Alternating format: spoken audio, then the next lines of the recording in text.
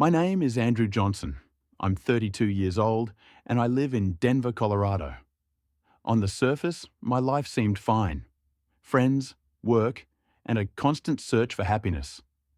But deep inside, I always felt something was missing, like a hole I couldn't fill.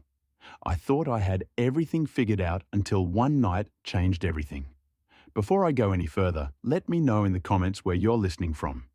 If you love Jesus as much as we do, be sure to subscribe to this channel, hit the like button, and turn on notifications so you never miss inspiring content like this.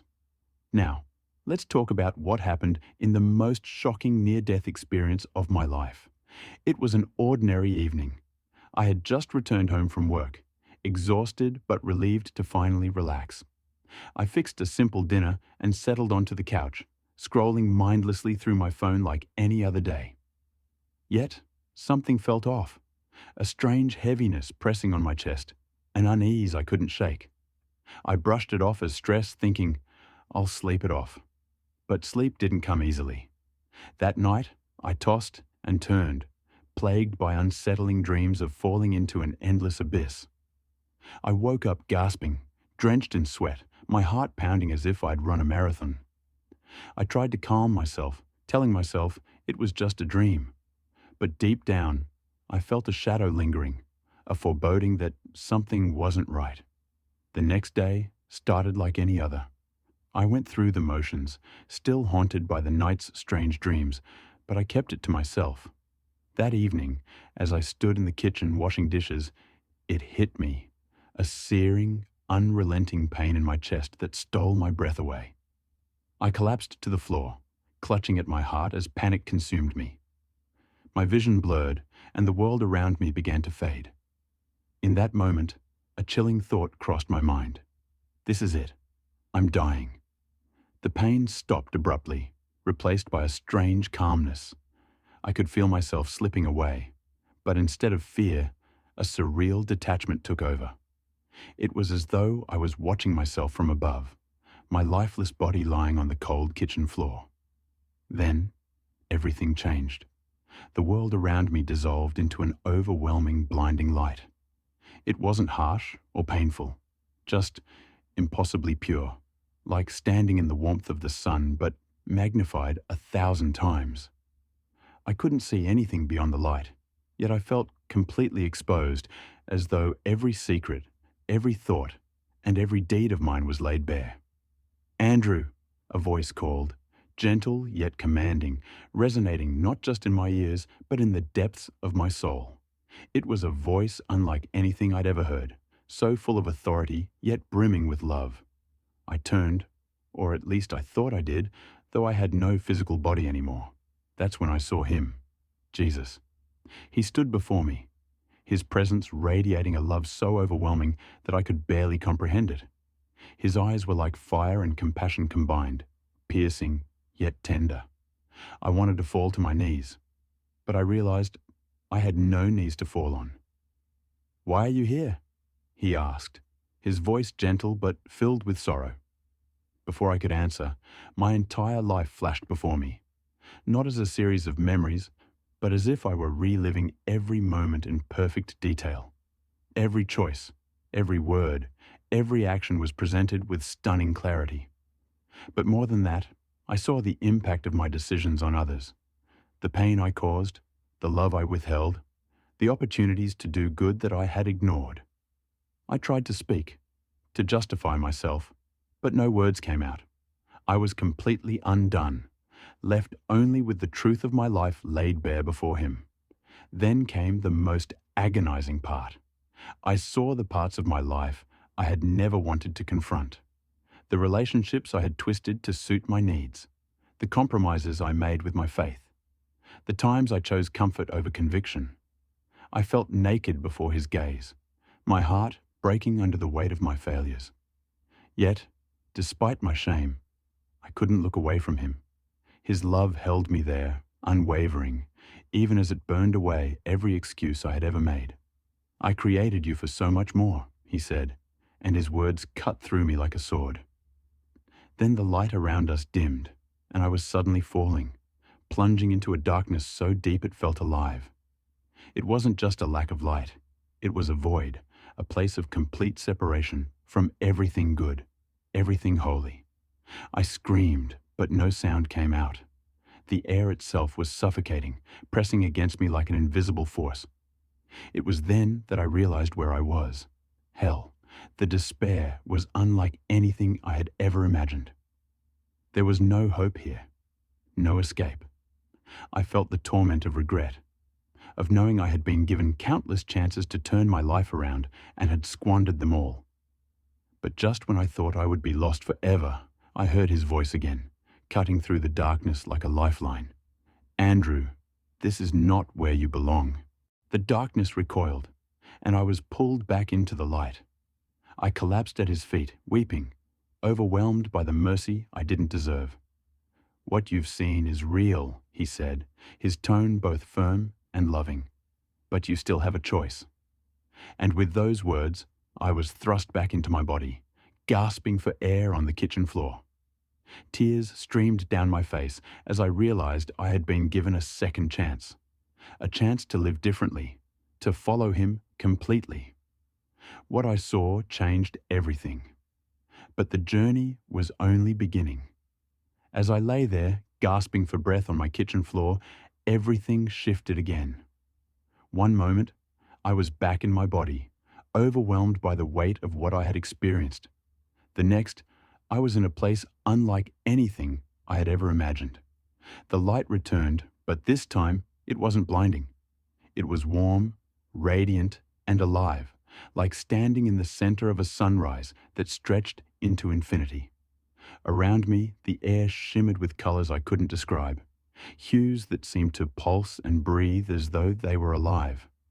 It wasn't just light, it was love, peace, and power all woven together. I could hear music, though not like any music I'd ever known. It wasn't made of instruments, but seemed to flow from the very essence of this place. The harmonies resonated deep within me, filling every part of my being with a sense of belonging. Then I saw them, beings of light standing in the distance, their forms glowing with a brilliance that didn't hurt to look at, but left me in awe. Angels. I knew instantly what they were, though I'd never seen anything like them before. Their presence radiated holiness, a purity so profound that I felt unworthy even to stand in their presence. One of them stepped forward. This angel was taller than any human I had ever seen, with a face that was both majestic and kind. His eyes seemed to pierce through me, yet they carried no judgment, only love and understanding. His wings shimmered with a light that changed with every movement, reflecting colors I couldn't name. "Andrew," he said, his voice like a melody woven with authority. "You've been brought here for a reason." I tried to speak, but no words came out. My mind raced with questions. Why me? What is this place? Am I dead? Sensing my confusion, the angel smiled, a smile that calmed the storm inside me. "You're not here by accident," he said. "This is a glimpse, a chance to understand the truth before it's too late." I couldn't help but ask, "What truth?" The angel gestured, and suddenly, the world around me expanded.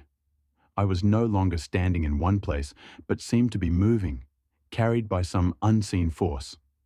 The radiant light gave way to a vast, breathtaking landscape, rolling hills of gold, rivers that sparkled like diamonds, and trees with leaves that shimmered as though they were alive.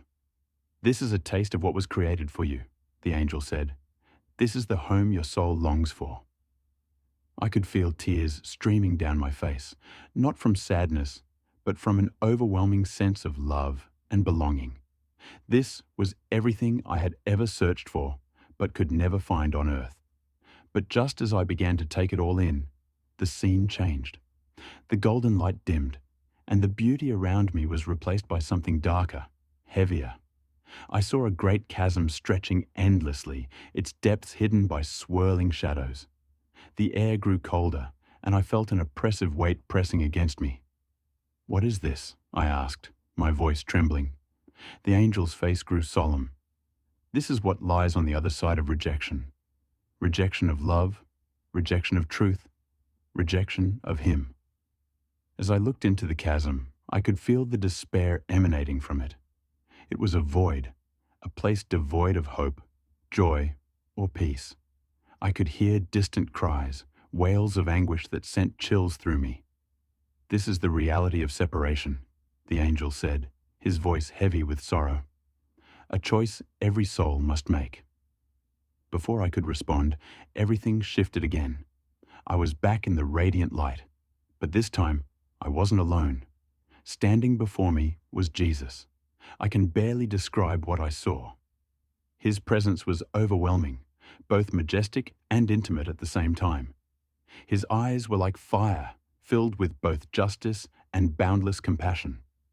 His face shone with a light that seemed to illuminate not just the world around him, but the darkest corners of my heart.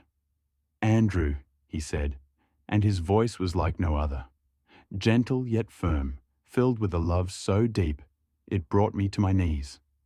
"You've seen what awaits. You've felt the weight of your choices. Now, it's time to decide." I couldn't speak. All I could do was weep at his feet. Every mistake I'd ever made, every selfish decision, every moment of pride, came rushing to the surface. I felt unworthy to even be in his presence, yet his love held me there. "Why me?" I finally managed to whisper. "Why would you care about someone like me?" He knelt down, placing a hand on my shoulder. The touch wasn't physical, but it reached deeper than any embrace ever could. "Because I created you," he said. "I've loved you from the beginning, and I've never stopped. But love is a choice, Andrew. I cannot force it upon you. You must choose." Tears streamed down my face as his words sank in. I realized then that my entire life had been a series of choices, choices that had led me away from him. And yet, here he was, offering me a chance I didn't deserve. "You were made for more," he continued. "More than the pain, more than the confusion, more than the lies. But the path is narrow, and it requires surrender.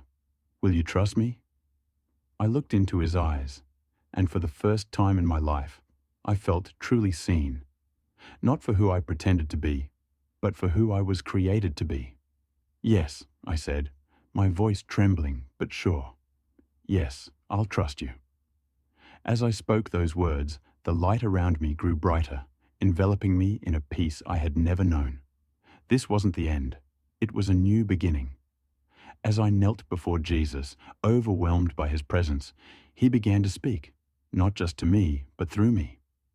Every word he spoke felt like it was etched directly onto my soul, resonating with a truth so profound that I knew I could never forget it. "Andrew," he began, his voice calm, yet carrying an unshakable authority. "What I will show you now is not only for you, but for the world. Many have turned their hearts away, lulled into complacency by the comforts and distractions of life. They have forgotten who I am and why they were created." Suddenly, the scene around us changed. I was no longer standing in the radiant light of heaven. Instead, I saw the earth, but not as I had known it. Darkness covered vast portions of it, and within that darkness, there was chaos. I saw cities engulfed in flames, buildings reduced to rubble, and people crying out in desperation. The cries weren't just from physical pain, but from deep spiritual emptiness. They were searching for answers, for hope, but found none in the chaos that surrounded them. "This is what happens when humanity turns away from me," Jesus said. "When they rely on their own strength, their own wisdom, and forget the one who gives life.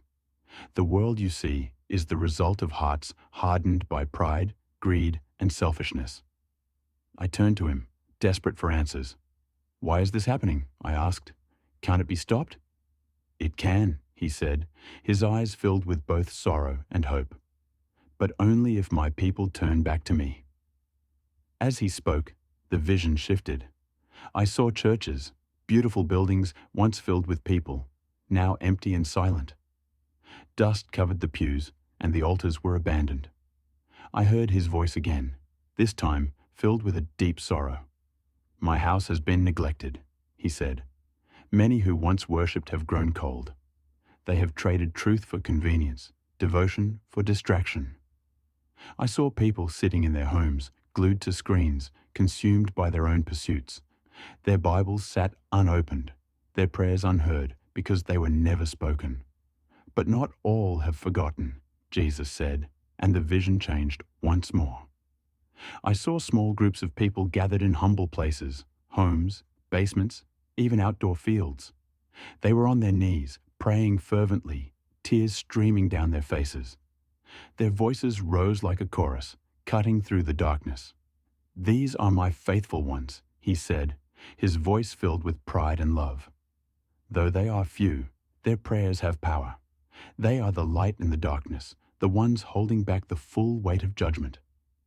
As I watched, the light from their prayers began to spread, pushing back the shadows. The flames of revival were igniting, one spark at a time. "But the battle is not over," he warned. "The enemy knows his time is short, and he is working to deceive even the faithful. Many will be tempted to compromise, to blend truth with lies, and to walk the path of least resistance. Tell them, stand firm. Do not waver, for the path is narrow, but it leads to life." His words carried an urgency that I could feel deep in my bones. I asked him, "What can we do? How can we prepare?" "Watch and pray," he said. "Do not be deceived by the world's promises. Seek me above all else, and I will guide you. But know this, the days ahead will not be easy. There will be trials, wars, and disasters that will shake the foundations of the earth."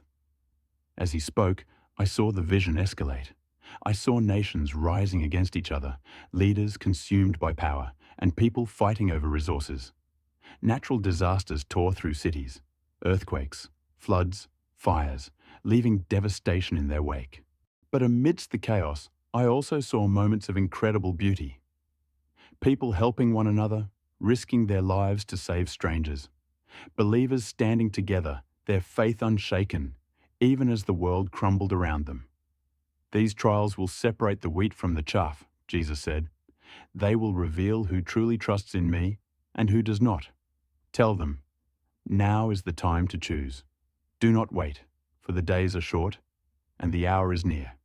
He paused, his gaze piercing into me. "Andrew, tell them this. I do not desire for anyone to perish, but I will not force them to choose me. Love is a choice, and so is eternity." His words hit me like a thunderclap. I realized then how many times I had chosen everything but him, how often I had pursued my own desires, ignoring his voice calling me back. Then the vision shifted again.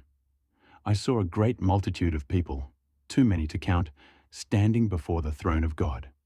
They were from every nation, every language, worshipping together in perfect unity. The joy on their faces was indescribable. "This is what awaits those who endure," Jesus said. "Those who remain faithful, who choose love over hate, truth over deception. Tell them, this is the promise for those who follow me." I wanted to stay in that moment forever, to bask in the glory of what I was seeing. But Jesus turned to me, his expression serious.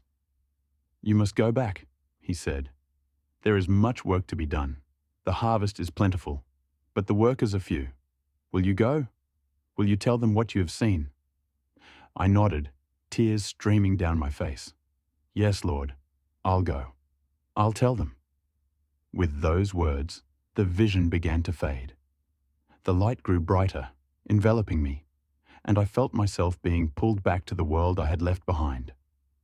As I returned, his final words echoed in my soul. "Be strong and courageous.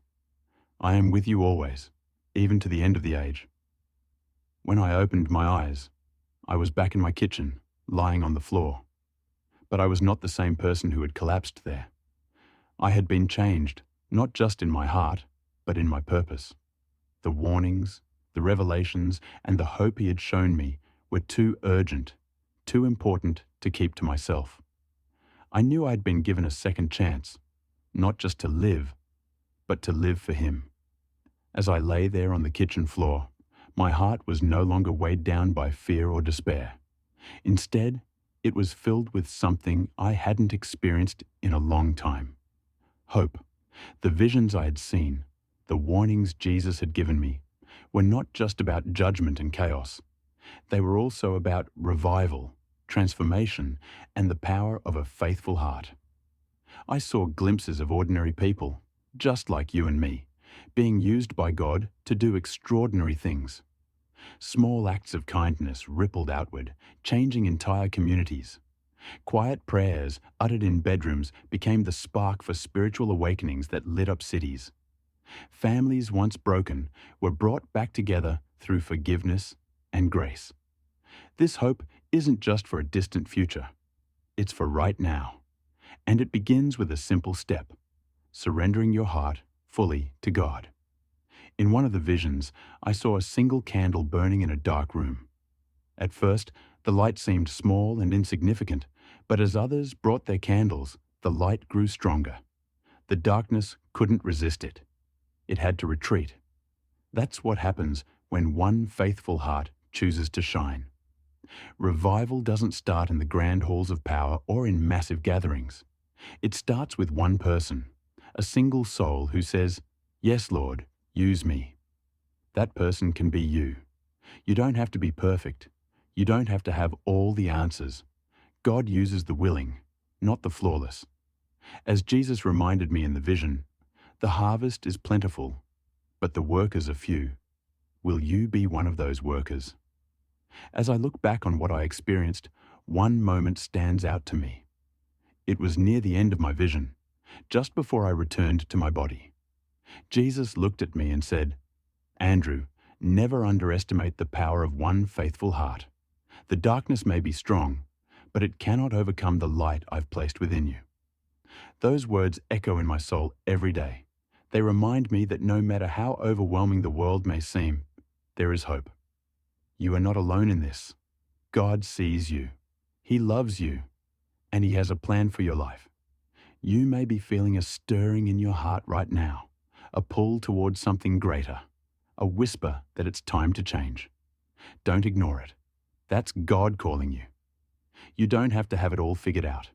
You don't have to clean up your life first. Come as you are. Start with one step. If you've never surrendered your heart to Jesus, I invite you to do that today. Simply pray, "Jesus, I believe you are the Son of God. I believe you died for my sins and rose again. I ask you to forgive me, to come into my heart, and to lead my life. I choose to follow you from this day forward. Amen." If you've already given your life to Him but feel far away, know this: His arms are always open. He's waiting for you to come back, and He will never turn you away. As I learned through my experience, even one faithful heart can push back the darkness. You have the power to be that light. You have the power to change not just your life, but the lives of those around you. So I leave you with this. What choice will you make today? Will you stay in the shadows, or will you step into the light?